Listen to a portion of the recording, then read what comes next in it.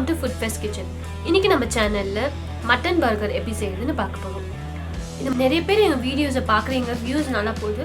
ஆனால் நிறைய பேர் சப்ஸ்கிரைப் பண்ண மாட்டீங்க. சப்ஸ்கிரைப் பண்ணாதவங்க சப்ஸ்கிரைப் பண்ணிடுங்க. சப்ஸ்கிரைப் பண்ணால் உங்களுக்கு வந்து நாங்கள் ஏதாவது புது வீடியோஸ் போட்டால் உங்களுக்கு நோட்டிஃபை ஆகும். ஸோ எங்களோட சேனலுக்கு சப்ஸ்கிரைப் பண்ணாதவங்க சப்ஸ்கிரைப் பண்ணுங்கள். இந்த வீடியோ உங்களுக்கு பிடிச்சிருந்தா லைக் பண்ணுங்கள், ஷேர் பண்ணுங்கள், கமெண்ட் நம்ம பர்கர் செய்கிறதுக்கு ஃபஸ்ட்டு பேட்டி செய்யணும். அந்த தட்டை மாதிரி அந்த கட்லெட் மாதிரி செய்வாங்க. அது செய்கிறதுக்கு நான் வந்து லேம்ப் எடுத்திருக்கேன்.